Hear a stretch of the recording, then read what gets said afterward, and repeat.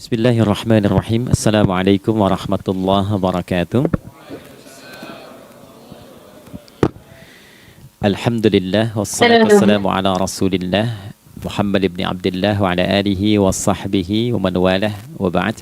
Faya ibadallah usi nafsi wa iyyakum bitaqwallah faqad fazal muttaqun fala tamutunna illa wa antum muslimun. Faqala ta'ala Ya ayyuhalladzina amanu taqullaha haqqa tuqatih wa la tamutunna illa wa antum muslimun. Keluargaku sekalian yang terhimpun di dalam Pertagas, Pertamina Gas, kita mengawali dengan bermohon kepada Allah semoga siapapun yang berada di ruangan ini atau terhubung dalam kajian ini, semoga senantiasa dijaga, diberkahi dan dilindungi dalam kebaikan oleh Allah Subhanahu wa taala. Kita doakan yang bertugas di luar kota. Tadi saya dengar info juga Pak Direktur sedang di Semarang. Semoga giatnya dimudahkan oleh Allah dan semoga diberikan keberkahan. Ada satu bagian yang penting amanat Nabi di hadis Muslim pada satu sifat kepemimpinan. Bahwa di antara sifat pemimpin dan yang dipimpin itu harus selalu membangun kekompakan dengan nilai cinta dan doa.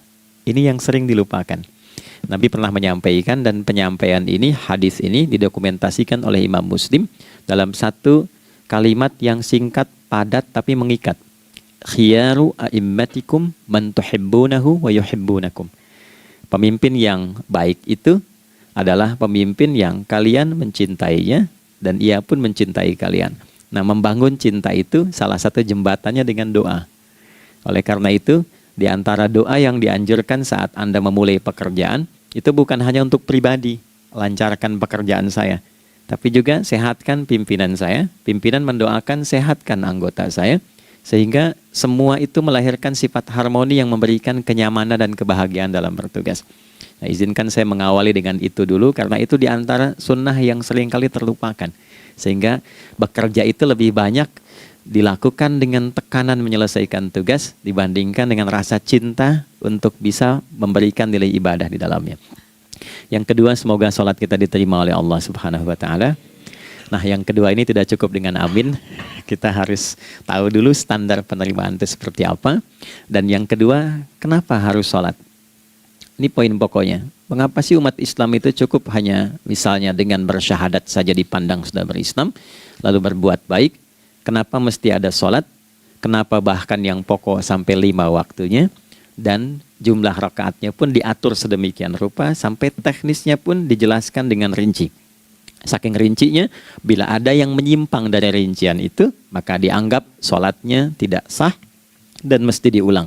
Shallu kama ra'aitumuni usolli. Sholatlah kalian seperti kalian persis melihat aku menunaikan sholat. Dan dalam sholat inilah kemudian ada sanad yang tersambung secara ketat sampai-sampai dalam hadis Muslim nomor hadis 397. Demikian di Al-Bukhari juga diabadikan di nomor hadis 757 oleh sahabat Abu Hurairah. Sanadnya tersambung kepada Khalad bin Rafi Az-Zuraiqi, seorang yang sholat di samping Nabi tapi bermasalah sholatnya.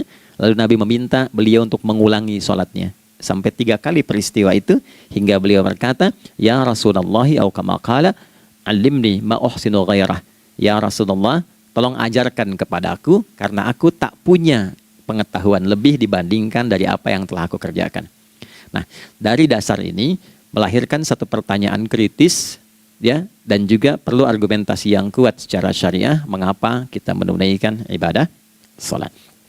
Baik teman-teman sekalian, karena waktu kita sangat padat ya, kita manfaatkan sebaik-baiknya. Saya mohon izin kajian kita akan lebih fokus kepada inti materi sehingga manfaatnya lebih banyak kita dapatkan. Salat satu-satunya amalan di dalam Islam yang mencakup 4 bagian pokok dalam beragama. Jadi ketika seseorang menetapkan dirinya beragama dan ciri satu nilai agama itu bernilai benar, ya, dalam nanti kalau kita mau komparasikan atau kita riset, itu ciri pokoknya ada 4. Satu, ada aspek namanya aspek keyakinan, ya, tauhid atau akidah. Nggak mungkin kan beragama kalau nggak yakin. Ya, karena itu pasal 29 ayat kedua itu mengandung nilai keyakinan. Negara menjamin kemerdekaan tiap-tiap penduduk untuk memeluk agamanya masing-masing dan beribadah menurut agama dan kepercayaannya itu. Ya, jadi nggak mungkin kita bisa menghasilkan nilai kepercayaan dan ibadah kalau tidak ada unsur keyakinan. Atau bahasa kitanya disebut dengan iman. Ya, iman itu nanti juga dipaku dalam setiap nilai kebangsaan di konteks Negara Kesatuan Republik Indonesia. Ini yang paling membahagiakan. Jadi mau jadi pegawai apapun itu syarat, ya, salah satu syarat yang melekatnya beriman dan bertakwa kepada Tuhan Yang Maha Esa, gitu kan? Ya, kemarin saya di BPK itu ada 11 bab Romawi, 40 pasal. Ya, di bab yang keempat pasal 13 tentang pemberhentian dan pengangkatan itu ada 11 poin A sampai K. Di poin B yang keduanya syarat menjadi bagian dari anggota BPK itu beriman dan bertakwa kepada Tuhan Yang Maha Esa. Baik, di Undang-Undang Pendidikan Sisdiknas nomor 20 tahun 2003 itu kalau kita baca dari poin menimbang ada 4, di poin B-nya saja sudah ada iman. Ya, Undang-Undang Dasar 1945 mengamanatkan pemerintah mengusahakan satu sistem pendidikan ya nasional yang meningkatkan keimanan dan ketakwaan pada Tuhan Yang Maha Esa serta akhlak mulia, baru mencerdaskan kehidupan bangsa. Ya, secara singkat, satu, agama dianggap benar kalau ada doktrin keimanan, ada akidah, ada tauhidnya. Yang kedua, ada ibadahnya. Ya, sebagai pembuktian kita beriman, buktinya apa? Ya kan? Saya beriman kepada Tuhan, kita tetapkan, misalnya Allah. Apa pembuktian keberimanan kita kepada Allah? Ya, kan pembuktiannya itu mesti diwujudkan dalam bentuk sikap. Sikap itulah yang disebut dengan ibadah. Nah, konsepsi ini ada di Quran surah ke-20 Thaha di ayat ke-14. Innani anallahu la ilaha illa ana fa'budini. Ya, sungguh aku tegaskan bahwa akulah Allah, satu-satunya Tuhan yang layak dipertuhankan dan disembah. Ketika Anda mempertuhankan aku, fa'budni, maka buktikan kebertuhananmu kepadaku dengan menyembahku. Karena itu namanya Allah punya dua arti. Satu yang dipertuhankan, kan? Ilahun wahid. Yang kedua yang disembah. Ya, jadi yang dipertuhankan dan disembah. Oke. 3. Yang ketiga harus punya unsur praktikal atau implementatif dalam interaksi kehidupan. Ya, jadi bukan cuma nyembah Tuhan, bimbingan kehidupannya apa? Implementasi dari ibadah itu.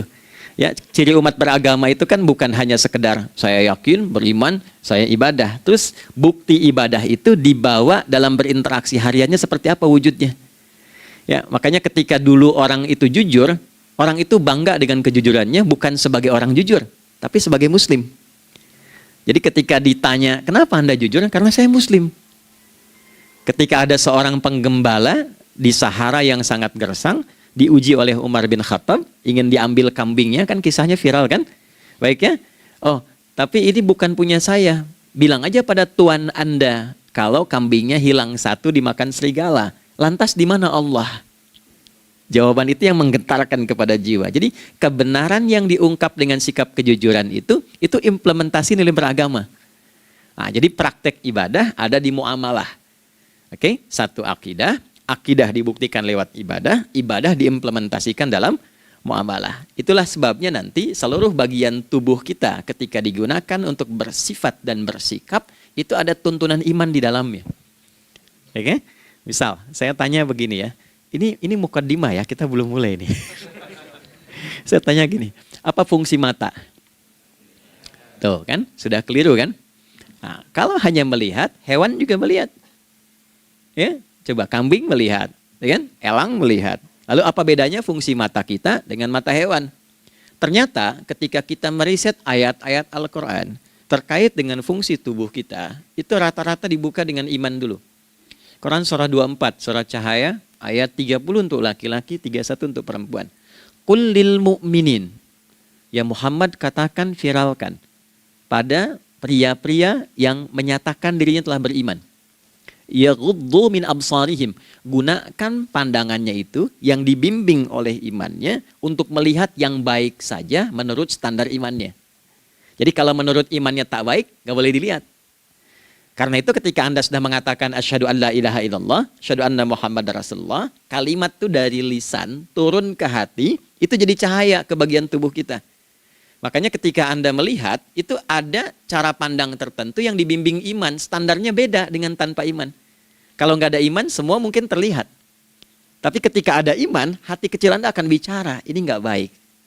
Palingkan. Nah, memalingkan dari yang tak baik menurut iman, itu namanya ghaddul basar. Oke, perempuan juga begitu, setara. Wa kullil mu'minati yaghdudna min absarihinna. Dan katakan pada setiap perempuan yang menyatakan dia beriman, maka gunakan pandangan itu dengan bimbingan imannya. Ketika tak baik menurut imannya, palingkan. Ya, Anda lihat kajian di YouTube, terus ada iklan kan? Nah, terus menurut standar iman nggak bagus, itu otomatis akan nggak suka itu. Ya, pasti dipalingkan. Ya. Anda kalau naik pesawat tuh ya, tugas keluar tuh, pertagas tugas keluar. Kalau pramugari lagi demo tuh yang dilihat pramugarinya apa demonya tuh. Nah, iman itu akan bekerja di situ tuh. Ya, palingkan tuh. Nah, sama dari mata turun ke, jangan langsung ke hati aja, ke lisan dulu kan, ya, ke mulut kan. Itu mulut tuh ketika digunakan fungsinya, imannya disebut dulu. Ya, Quran surah 49 ayat 11 misalnya, ya. Ya ayyuhalladzina amanu, imannya dulu. La yaskhar qaumin qaum. Ayat 12-nya la yaghtab ba'dukum ba'dha. Hai orang-orang yang telah menyatakan beriman. Kalau pakai alladzina disebutkan 1080 kali dalam Al-Qur'an, itu kalimatnya diksinya singkat, padat, mencakup semua tanpa sekat. Oke, jadi kalau laki-laki, perempuan, tua, muda, besar, kecil, beda strata, duniawi, itu semua tercakup di dalamnya. Hei semua yang telah menyatakan beriman, gunakan imanmu untuk membimbing lisanmu bertutur. Kalau masih merasa punya iman, jangan gunakan lisan untuk mencela, merendahkan orang. Untuk bergibah, membuat hoax. Didetilkan oleh Nabi, kalimatnya jelas. Man kana yu'minu billahi wal yaumil akhir, falyakul khaira aw liyasmut. Siapapun. Nah, dari alladzina ketika dirinci pakai man.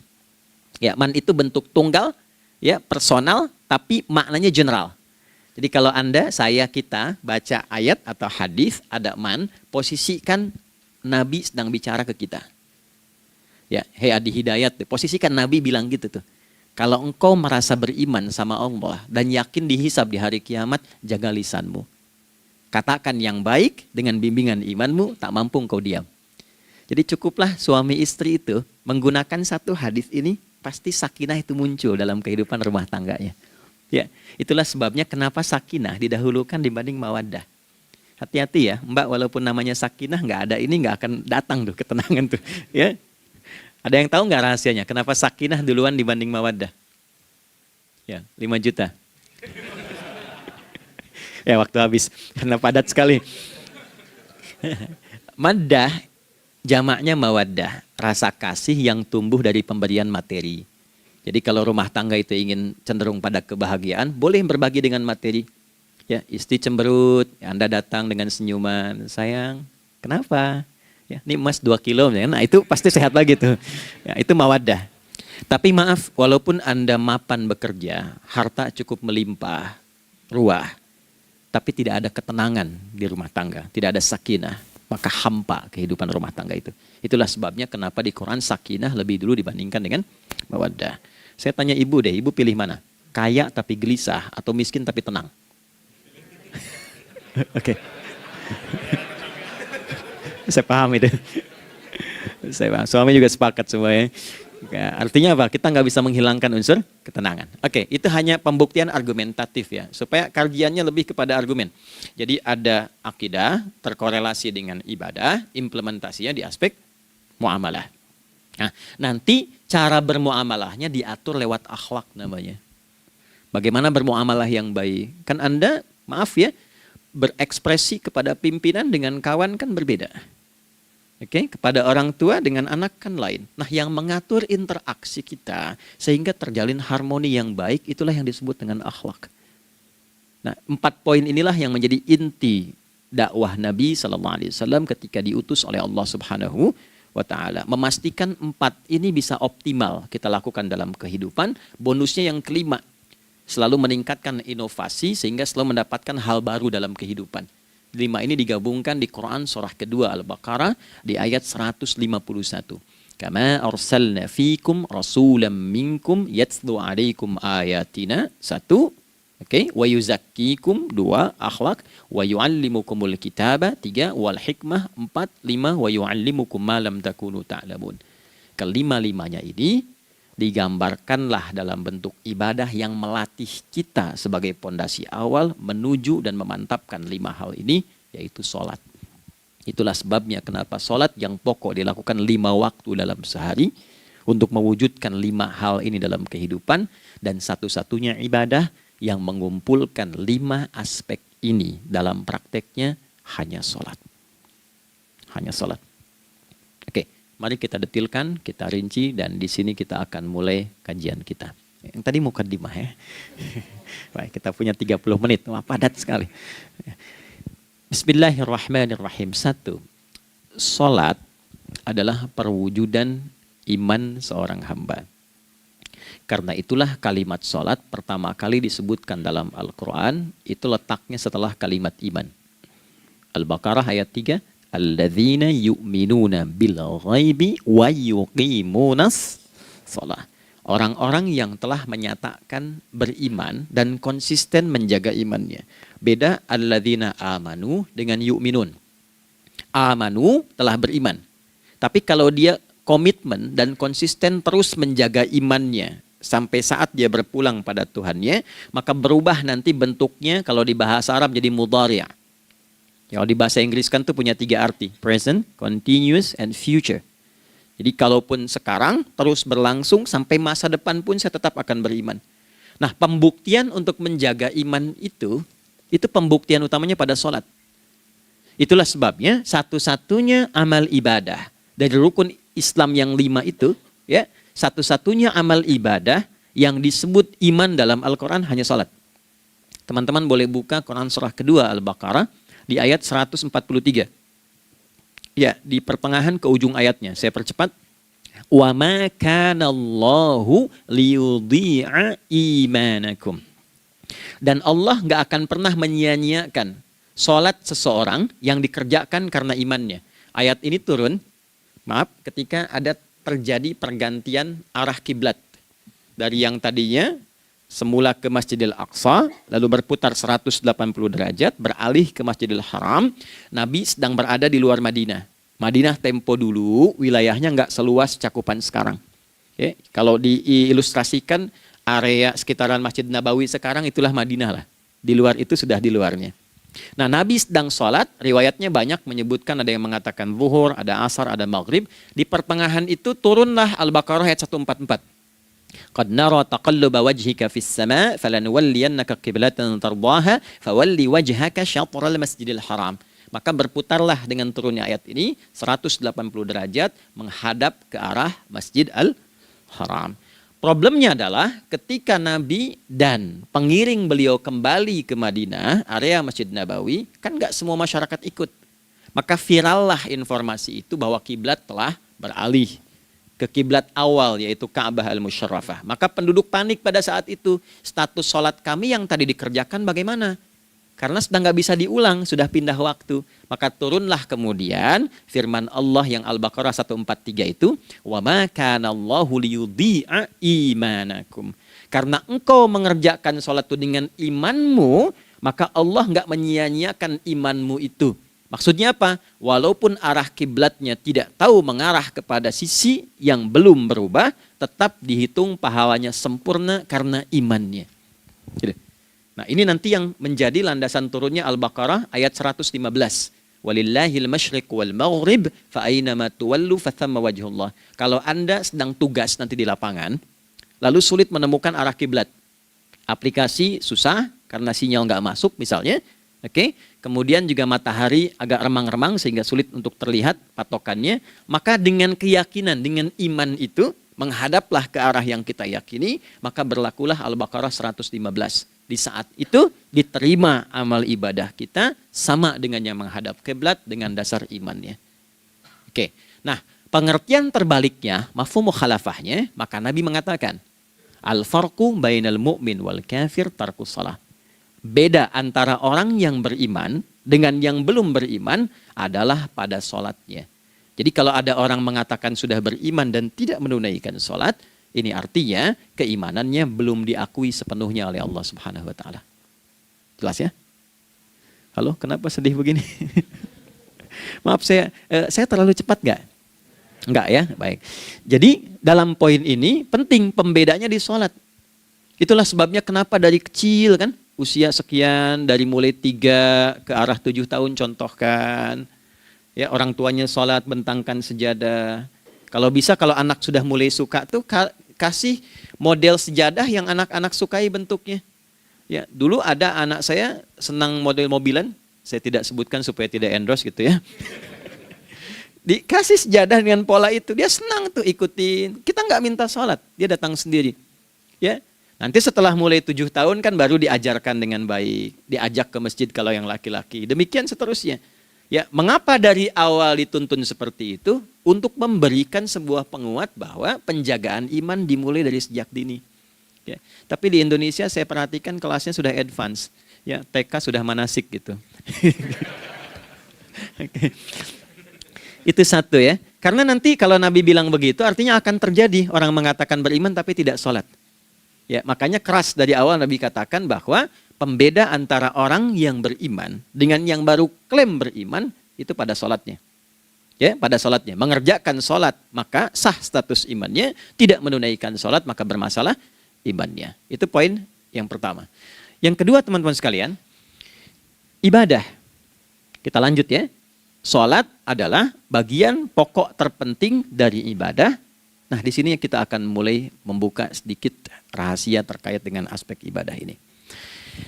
Teman-teman sekalian, ternyata sholat ini ketika oleh Allah diturunkan dalam Al-Quran, dalam konteks penunaian ibadah, bukan berarti hanya mengkoneksikan atau mengkorelasikan hubungannya dengan iman saja, bukan.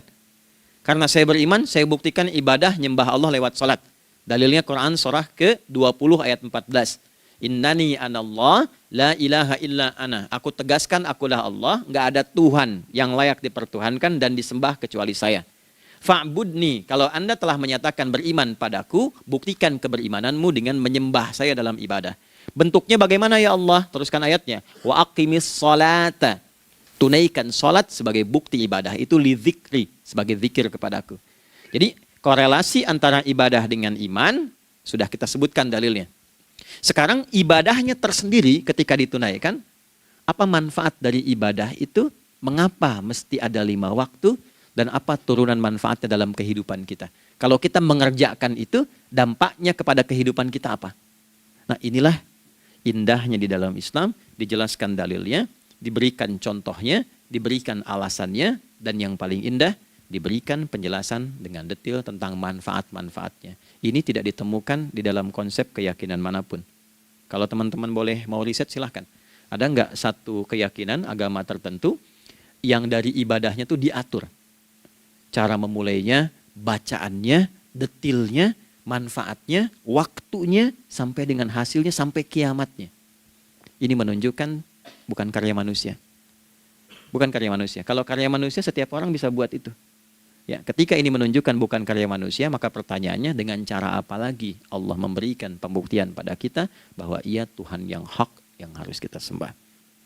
Nah, kalau sudah paham, mari kita rincikan turunan tentang sholat ini. Kita mulai satu-satu teman-teman sekalian dari waktu sholat. Seperti kita ketahui waktu sholat ada 5. Tapi yang sering kita dapati dari yang 5 ini tidak semua orang mengetahui tentang makna dari nama dan pembagian di waktu ini. Yuk kita mulai rincikan. Sholat yang pertama namanya apa? Gak usah khawatir menang gak dapat hadiah kalau benar. Salah juga keterlaluan. Oke, 1 subuh. Dia satu-satunya nama sholat yang punya 2 nama ya. Subuh dan fajar. Oke, Pak Fajar, Pak waktu sholat. 2 zuhur. 3 asar. 4 maghrib. 5 isya. Oke, rumus hitungannya 24, 4, 3, 4 ya. Rumus bilangannya 24, 4, 3, 4. Kalau mau tanya nomor koneksi dengan Allah 24, 4, 3, 4, 2 subuh, 4 zuhur, 4 asar, 3 maghrib, 4 isya. Oke, pertanyaannya, apa artinya nama itu? Selama ini jangan-jangan kita hanya tahu namanya tapi tidak memahami maknanya. Itu poinnya. Oke, sekarang mari kita mulai. Izin saya tidak punya kemampuan untuk menuliskan, ya, karena memang saat ini terbatas. Tapi kalau diperkenankan bisa kita coba uraikan sedikit. Baik. Ya, bismillah. Jazakallah khair. Mohon fokus baik-baik karena waktunya tinggal 21 menit lagi. Izin saya pastikan dulu ya supaya terlihat dengan baik. Ibu kelihatan di sana? Bagus. Saya kira tuh hanya di Sumbawa Barat. Ternyata di Pertagas pun perempuan-perempuannya imannya luar biasa. Maksudnya belum saya tulis sudah kelihatan. Imannya luar biasa. Oke, kita mulai dari yang pertama ya, 5 waktu sholat. Kita mulai dari 1 dulu. Subuh, teman-teman saya turunkan dulu ya. Izinkan saya tulis pakai bahasa Arab dulu supaya gampang. 1, dia punya 2 nama, di angka Arab ya. Kalau yang gini angka Hindi. Anda yang di admin di komputer pasti tahu. Ada Fajr. Kata subuh ditemukan di Al-Quran surah ke-81 At-Takwir ayat 18. Kalau keliru tolong diingatkan. Was-subhi idza tanaffas. Quran surah 81 ayat 18. Ya. Enggak usah di ilmu utak-atik ya. Oh ini kenapa 81 kalau dibalik 18? Itu cocok logi. Ya, abaikan aja itu. Ya. Fajar agak banyak di Quran terkait dengan nama salatnya ada di Quran surah ke-17 di ayat 78. Aqimis salata liduluki syamsi ila ghasaqil laili wa qur'anal fajr. Inna qur'anal fajri kana masyhuda. Yuk kita mulai ke maknanya dulu. Ingat rumusnya ya. Rumusnya ini selalu begini rumusnya. Aqidah selalu punya korelasi dengan ibadah. Ibadah selalu punya korelasi dengan muamalah, interaksi harian kita. Muamalah hiasannya adalah akhlak. Barulah kemudian di sini muncul inovasi dalam kehidupan, hal yang baru. Hidup ya, yang mengacu pada 2 kebahagiaan yaitu dunia dan akhirat. Ya, konsepsi ini nanti ditemukan di Quran surah ke-2 Al-Baqarah ayat 201 dan menjadi doa paling favorit umat Islam Indonesia saat ini. Rabbana atina fid dunya fil akhirati. Oke, ya cukup. Subuh. Ini rumus dasarnya. Dari akidah, kita beriman, pembuktian imannya lewat ibadah sholat. Apa hubungan sholat dengan aktivitas harian kita? Subuh asalnya terkorelasi dengan kata asbah. Oke? Asbah itu asalnya sesuatu yang sudah siap dengan rencana yang matang. Baik, orang Arab tuh kalau bertanya begini, kaifa asbahta ya akhi? Kaifa asbahti ya ukhti? Bagaimana kabarmu di pagi ini? Itu bukan hanya nanya kabar kesehatan. Beda dengan kaifa haluk, beda. Ya, itu bertanya bagaimana kabarmu hari ini, aktivitasmu bagaimana? Lancar, sudah siap, planning bagus dan sebagainya. Ya, itulah sebabnya ketika Allah bersumpah dengan awal waktu, penandanya adalah planning kegiatan. Ya, was-subhi dan aku bersumpah demi waktu subuh, awal mula untuk berkegiatan, idza tanafas, apabila sudah mulai bergerak. Bersamaan dengan nafas yang keluar itu, maka sudah jelas rencana yang dibuat. Ya, jangankan kita, semua alam itu, semesta itu seluruhnya bukan hanya bertasbih, tapi beraktivitas dalam tasbihnya. Di waktu subuh, matahari sudah mulai bersinar kan? Ya, dan sinarnya mengambil manfaat loh, mengandung nilai manfaat, memecah keheningan malam dan menghilangkan kegelapannya. Gelap mulai hilang, datang kemudian sinar yang memberikan kita bimbingan untuk beraktivitas.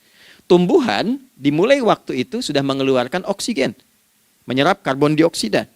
Saya waktu di Utrecht, di Delft di Belanda, ya, saya coba ingin membuktikan. Kan adzan nggak terdengar keluar ya. Jadi sebelum waktu subuh itu saya keluar, kebetulan flatnya waktu itu dekat area hutan yang agak rimbun, enak gitu, udaranya bagus. Itu sebelum subuh terasa karbon dioksida. Walaupun cuma beda hampir 1 menit. Tapi begitu masuk waktu subuh, keluar kesegaran yang luar biasa. Oksigen yang keluar. Ya, Ini kan nggak mungkin kalau kuasa Allah tuh nggak mungkin terjadi seperti ini kalau bukan kuasa Allah Subhanahu wa taala. Tapi poinnya adalah yang bicara begini Quran. Nah, sekarang yang ingin saya katakan adalah alam semesta dalam konteks seperti matahari, kemudian tumbuhan, binatang, ayam bahkan mulai berkokok punya planning yang teratur. Masa kita makhluk yang dihisab tuh nggak teratur? Nggak punya perencanaan?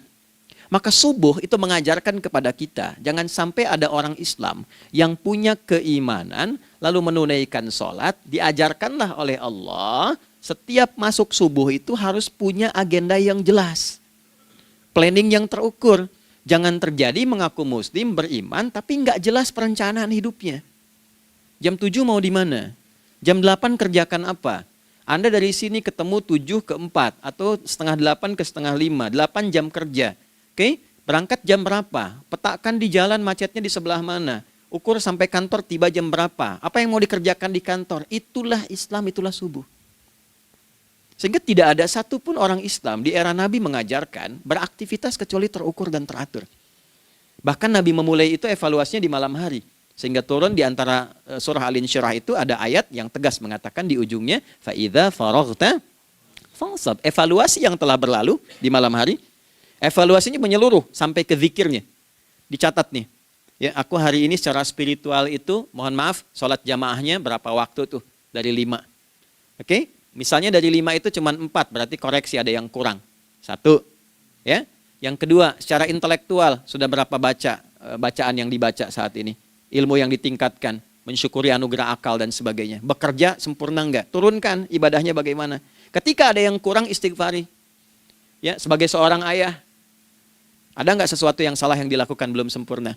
Sebagai seorang ibu, anak dan sebagainya, istighfar. Itulah sebabnya sebelum tidur Nabi ajarkan istighfar. Yang kita tahu 70 kali kan, 100 kali. Yang saya tanya, 1 ke 70 itu istighfar apa saja? Apakah hanya bilangan di lisan? Atau dari lisan diingatkan oleh pikiran, ditembuskan ke hati? Istighfar sebagai seorang ayah yang kurang maksimal melihat anak dengan baik. Anda boleh punya jabatan di kantor, boleh direktur, boleh manajer, boleh macam-macam. Tapi ketika Anda pulang, Anda seorang ayah. Saya di Timur Tengah disebut syekh, di sini dipanggil kiai, dipanggil ustadz. Pulang ke rumah, anak saya nggak kenal itu semua. Anak saya nggak peduli itu semua. Belum pernah seumur-umur saya mengajar, lalu saya pulang, anak saya menunggu depan pintu dan memanggil, kiai. Tidak ada. Dia ingin ayahnya. Dia ingin ayahnya. Oke. Kenapa nggak kita hadirkan istighfar pertama kita itu karena kita kurang perhatian. Kurang perhatian kepada anak misalnya. Saya kalau pulang tengah malam dan semua tertidur, saya lihat satu-satu. Perbaiki cara tidurnya, doa, lihat satu-satu, minta ampun sama Allah. Dan ya kadang sebelum mengalirkan air mata kita nggak bisa tidur karena nggak tahu nanti ketemu lagi nggak di akhirat. Ya, itu poin yang paling penting. Nah, jadi istighfar pertama itu untuk diri kita ketaatan pada Allah, untuk diri kita sebagai anak pada orang tua, sebagai suami punya tanggung jawab istri atau sebaliknya, demikian seterusnya. Nah itu kalau sudah kita bisa lakukan, dievaluasi, direncanakan besoknya. Fa'idha faraghta fansab, direncanakan lagi yang berikutnya, besok mau ngapain, tulis malam. Kalau kita biasakan begitu tidurnya enak. Karena nggak ada beban, damai hidupnya. Dengan teman damai kalau ada perselisihan sebelum tidur.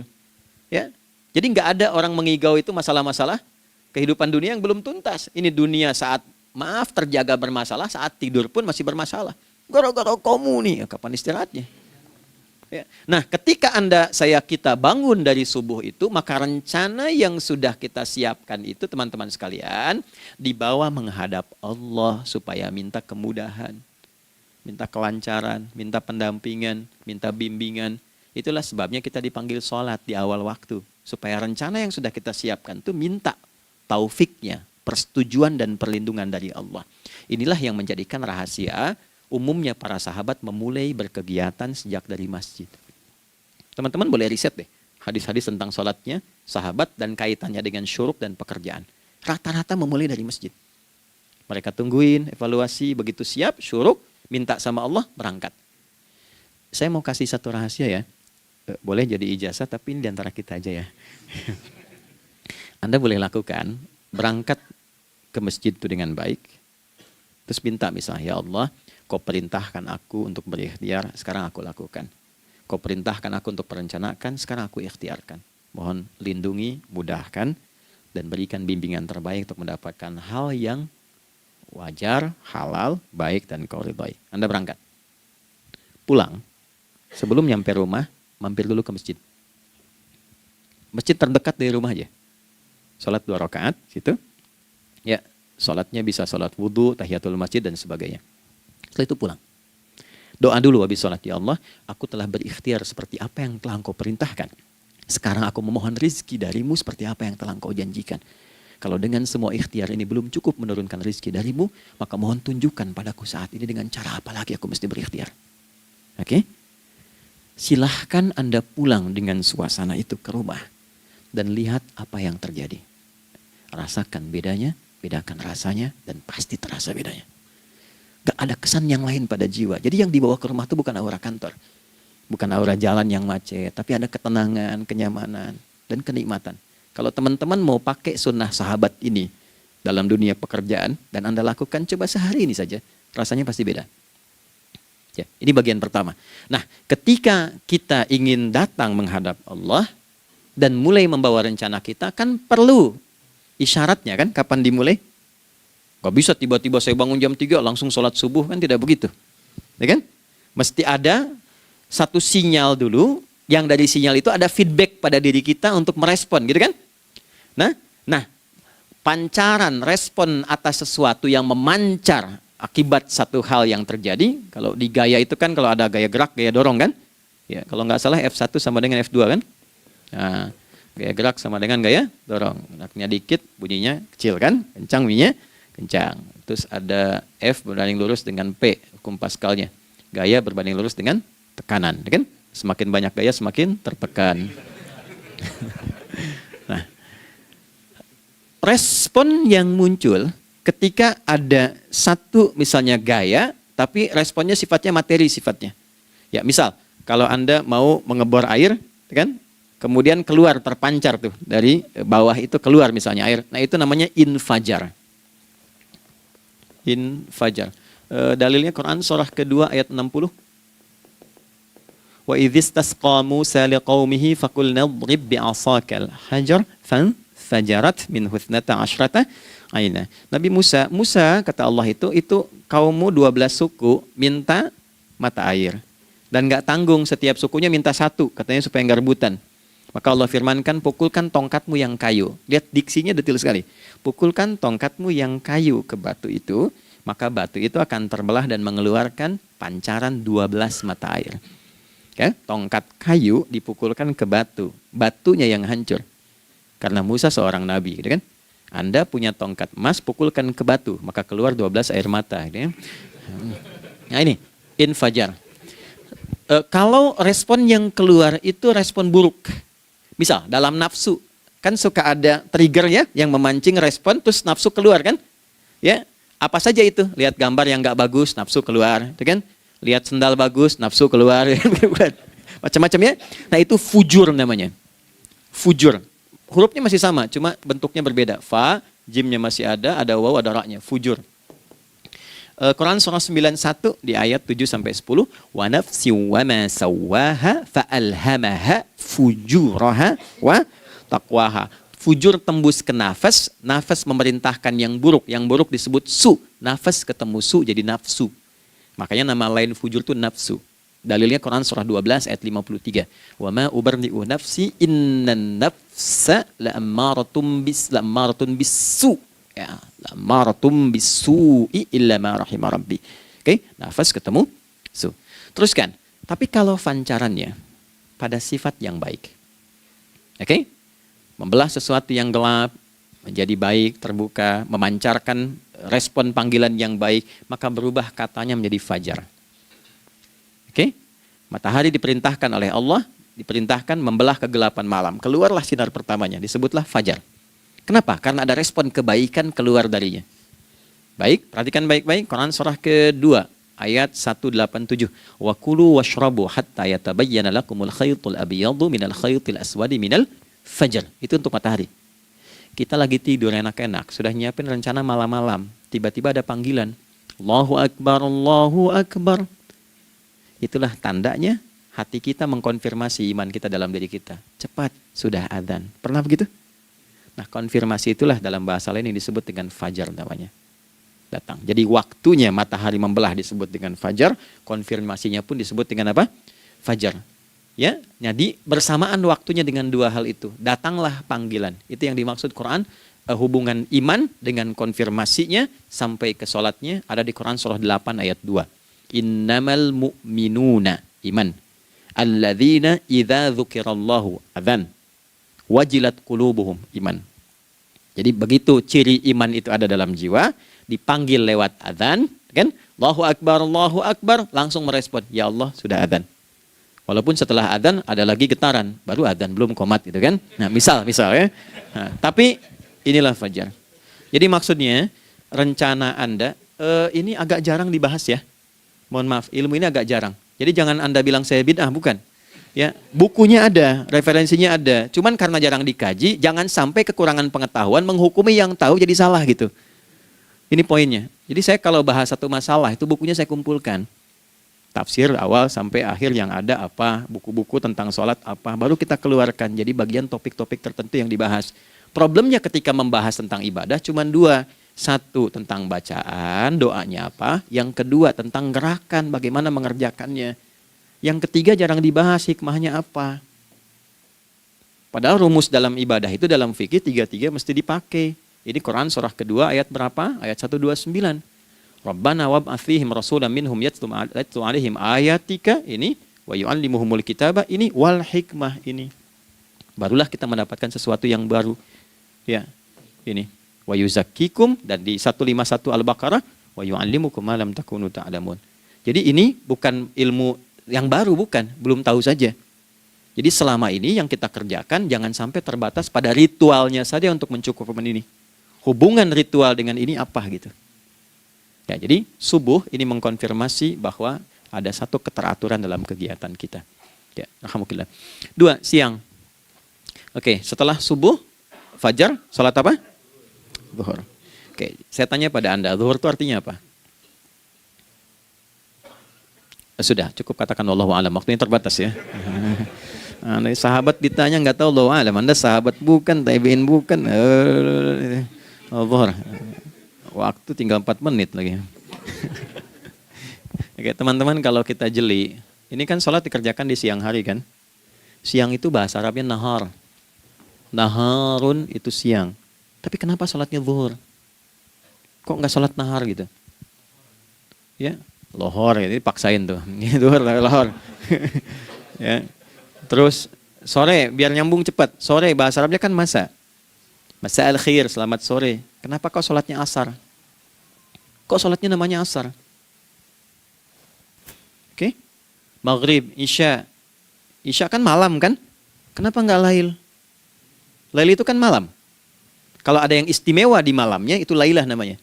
Makanya ketika turun Al-Quran disebut Lailatul Qadar. Karena malamnya istimewa. Beda, lail dengan lailah itu beda. Lail itu waktu malam, lailah ada yang istimewa di malam itu. Ya, jamaknya lail, layali, lela, lili, lala, itu malam. Ibu lili, ibu malam-malam. Ya. Zuhur artinya jelas, terang. Ada idhar, dibaca dengan jelas, terang. Gak boleh dengung. Man amana. Itu kan? Ya. Min husni, harus jelas. Ya. Ada a, jelas. Zuhur, kenapa disebut zuhur? Untuk evaluasi kegiatan kita dari setengah hari. Sudah jelas belum hasilnya? Ini Anda punya rencana di sini, evaluasi di siang. Jelas gak hasilnya? Pekerjaan Anda yang sekarang diamanahkan dari pagi jam 7 sampai sekarang, evaluasi dulu. Dicek, jangan cuma ditinggalkan. Oke, saya sedang kerjain, tinggalin dulu sholat. Bukan begitu. Ketika akan sholat, Anda cek dulu. Dari ke siang itu tengah hari, bagaimana hasilnya? Ada yang perlu disempurnakan gak? Ya, ketika ide-idenya mulai mentok, ada yang belum selesai, datang dulu sholat, tenang lagi. Saat tenang itulah dirumuskan kembali pelan-pelan. Kan lumayan dari jam 12 sampai jam 1. Diisi dengan baik, dilihat. Itu baru dunia ini. Kan kita ngejar ini juga. Karena nanti ayat 200-nya, ada yang cuma ngejar ini. Wa minan nasi may yaqulu rabbana atina fid dunya. Bukan, kalau nggak hafal diam aja. Wa minan nasi may yaqulu rabbana atina fid dunya wa ma lahu fil akhirati min khalaq.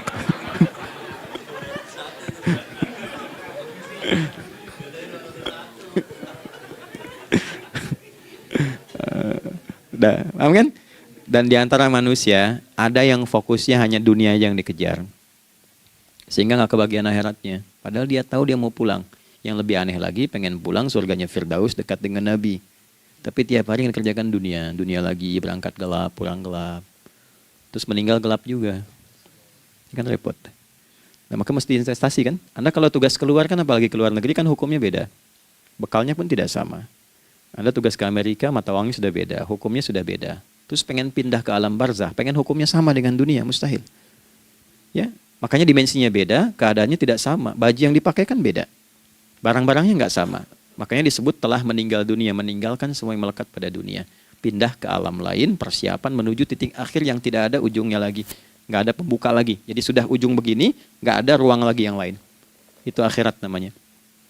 Makanya di sini cuma dua pilihannya. Kalau nggak ke surga, nah itu ya. Apa investasi yang ada di sini? Maka siang itu dicek dulu, pekerjaan jadi ibadah nggak? Tadi niatin ibadah nggak waktu berangkat dari rumah? Kan? Waktu ngetik, waktu ngerjain di kantor, jadi ibadah nggak? Kalau ibadah, Anda nggak mungkin berbuat kriminal. Anda nggak mungkin berbuat maksiat, nggak mungkin nipu, nggak mungkin nyogok, nggak mungkin korupsi. Kan lagi ibadah, nggak mungkin curang. Kan lagi ibadah. Anta budallaha ka'annaka tarah.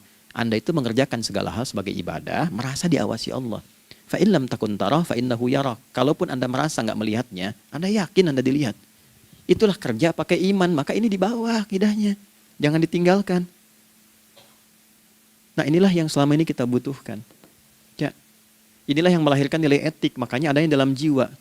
Takwa itu kan dalam jiwa, melahirkan etos. Etos mendorong kepada logos, logos melahirkan patos, kepantasan dalam bekerja. Jadi Anda sekuat apapun ilmunya, kalau nggak punya etos, itu rusak. Jadi tidak cukup akal sehat. Jiwa yang sehat itu lebih penting. Banyak orang akalnya, saya ingat, akal itu tidak memberikan perintah. Dia hanya merumuskan satu instruksi dalam jiwa supaya mudah dilakukan dan dieksekusi oleh fisik. Jadi akal yang sehat itu seberapa pandai ilmunya, seberapa cepat mengeksekusi perbuatan. Tapi kalau yang dieksekusi itu dari perintah nafsunya, masalah. Habis saja waktunya tuh. Ya. Ini gimana ini? Tolong jawab loh. Nah, teman-teman karena sudah habis waktu jam 1, kita baru zuhur ini. Nah, yang paling menarik itu, gini, yang paling menarik. Kalau ada orang belum sadar sampai zuhur tentang akibat kehidupan ini, maka muncullah asar. Apa asar itu? Kenapa mesti disebut dengan asar? Dan apa manfaat istimewanya asar kepada jiwa kita? Itu di kesempatan lain kita akan bahas. Teman-teman, waktunya sudah habis. Ya, saya menghargai Anda, kan tidak boleh juga saya ngajarkan tapi mengambil yang sesuatu yang tidak tepat ya. Kita buktikan keimanan kita dengan mengerjakan amanah pekerjaan di tempat ini dengan baik, waktu digunakan dengan baik. Kita saling mendoakan supaya semua kita dijaga oleh Allah Subhanahu wa taala. Maafkan saya, lain kesempatan kita berjumpa kembali untuk melanjutkan apa yang telah kita bahas hari ini. Mari kita berdoa, semoga doa kita diterima oleh Allah Subhanahu wa taala. Allahumma taqabbal minna innaka antas sami'ul alim wa tub 'alaina innaka antat tawwabur rahim. Nahmaduka kama 'allamtana an nahmadak wa nashkuruka syukran kama 'allamtana an nashkurak. Antal muqaddim wa antal muakhir bi yadikal khair innaka 'ala kulli syai'in qadir. Ya Allah, kami memujimu seperti Engkau mengajarkan kami untuk memuji dan bersyukur atas segala nikmat-Mu seperti Engkau bimbing kami untuk mensyukuri segala nikmat-Mu. Allahumma salli wa sallim wa barik ala habibikal karim rasulikal mustafa al-amin sayyidina Muhammadin wa ala alihi wa sahbihi ajma'in. Ya Allah, anugerahkan kami kemampuan untuk terus bersalawat pada Rasulullah, sehingga dengan itu kami mendapatkan kemampuan yang baik untuk meneladani kemuliaan beliau dalam beraktivitas kehidupan. Rabbana la tada' lana fi maqamina hadza dhanban illa ghafartah. Ya Allah, jika ada pendosa hadir di ruangan ini atau terhubung dalam kajian ini, maka jangan biarkan ya Allah ia meninggalkan tempat ini dan kajian ini kecuali Engkau telah ampuni seluruh dosa-dosanya. Wala hamman illa farajtah. Ya Allah, jika ada satu di antara kami yang menghadiri kajian ini membawa kegelisahan, maka mohon tenangkan keadaan hatinya. Wala 'asiran illa yassartah. Jika ada yang sedang diliputi oleh kesulitan, maka mudahkan, ringankan dan hilangkan seluruh kesulitannya. Wala maridan illa syafaitah. Dan bila ada di antara kami yang diuji dengan penyakit, maka mohon angkat dan sembuhkan penyakitnya. Rabbana atina fid dunya hasanah wa fil akhirati hasanah wa qina adzabannar. Wa sallallahu ala sayyidina Muhammad wa ala alihi wa sahbihi ajma'in. Wa akhiru da'wana subhanakallahumma rabbana wa bihamdika nashhadu an la ilaha illa anta nastaghfiruka wa natubu ilaik. Walhamdulillahi rabbil alamin. Nasrun minallah fathun qarib wa basyiril mu'minin. Terima kasih untuk semuanya. Mohon maaf kami langsung pamit. Assalamualaikum warahmatullahi wabarakatuh.